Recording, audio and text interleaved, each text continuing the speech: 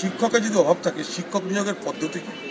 সরকারি পদ্ধতি হচ্ছে স্কুল সার্ভিস কমিশন, সেখানে শিক্ষক নিয়োগ করবে, তো সেই শিক্ষক নিয়োগ করলেই পারে। কিন্তু এখানে কি হচ্ছে, শিক্ষক নিয়োগ হবে না, কৃতদাস নিয়োগ হবে। যেমন সিভিক পুলিশ নিয়োগ করা হয়েছে, পুলিশের বদলে করে তাদেরকে পার্টির ক্যাডার বানানো হয়েছে, এরকম সিভিক পুলিশের বদলে সিভিক শিক্ষক 2000 টাকা 2500 টাকা।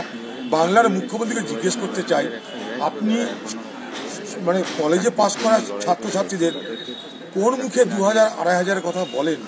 বিন্দুমাত্র যদি আপনার মামাটি মানুষের যদি ভাবনা থাকতো, তাহলে একটা কলেজ পাস করার ছেলে যে একটা স্থায়ী চাকরির জন্য স্বপ্ন দেখে, তাকে আপনি 2000 2500 দিয়ে আপনি কি বলতে চাইছেন? ভাই তৃণমূলের কিছুটা সত্য করো। যেমন করে সিভিক পুলিশ হয়েছে, বাংলার বেকার যুবকদের ঘুষখোর বানিয়েছে, তেমনিভাবে আরেকটা সিভিক টিচার তৈরি করার ব্যবস্থা করা হয়েছে।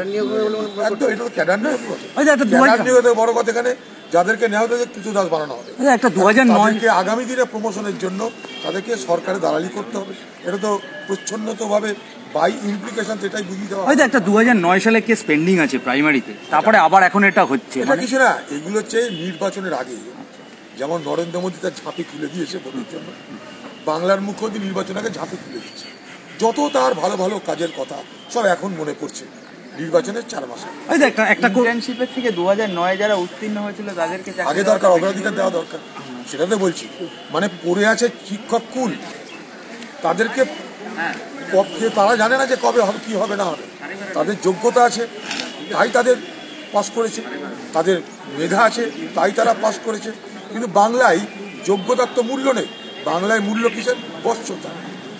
বাংলায় এফিসিয়েন্সির কোনো মূল্য নেই, কম্পিটেন্সির কোনো মূল্য নেই, ওবিডিয়েন্সির মূল্য। তাই বাংলায় যারা যোগ্য লোক তারা পিছিয়ে থাকবে, যারা চামচাগিরি করতে পারবে তারা আগে আসবে। তারা চামচাগিরি করতে না চাইলেও, কৃতদাস না করতে চাইলেও তাদের কৃতদাস বানানো হবে।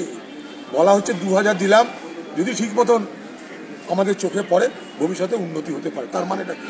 আমাদের পার্টির হয়ে দালালি করো, ভবিষ্যতে তোমাদের জন্য ভাববো। প্রথম কথা হচ্ছে এটা বাংলার মুখ্যমন্ত্রীর আরেকটা তুগলকি ফরমান বলে আমি মনে করি। তুগলকি ফরমান, যেমনভাবে দিল্লিতে সরকার চলছে, প্রতিদিন একটা করে নতুন নতুন স্কিম, তেমনি বাংলায় ভোটের আগে বাংলার মামাটি মানুষের নেত্রী ব্রিগেড ভরিয়েও তার ভরসা নাই। ব্রিগেড ভরিয়েও তার ভরসা হচ্ছে না, কারণ সে বুঝতে পারছে ব্রিগেড ভরালেও বাংলার মানুষের মন আমি ভরাতে পারিনি। তাই ঘুষ দাও, তাই তাদেরকে প্রলোভিত করো, তাদেরকে নতুন নতুন টোপ দাও, তারপরে আমার পক্ষে। একটা কোশ্চেন, সেটা হচ্ছে মুর্শিদাবাদের অভ্যন্তরে শুভেন্দু অধিকারী দায়িত্ব নিয়েছেন বেশ কিছুদিন ধরে, এবং দায়িত্বটা এবং নিশানাটা সম্পূর্ণরূপেই আপনি, এবং নির্বাচনে কি এর কোনো সুফল আসবে তৃণমূলের পক্ষে? না, আপনার মুখ্যমন্ত্রীকে চ্যালেঞ্জ করছি। বাংলার মুখ্যমন্ত্রী মুর্শিদাবাদের যে কোনো আসনে দাঁড়ান, আমার আসনে দাঁড়ালে সবথেকে challenge. Press the bell icon on the YouTube app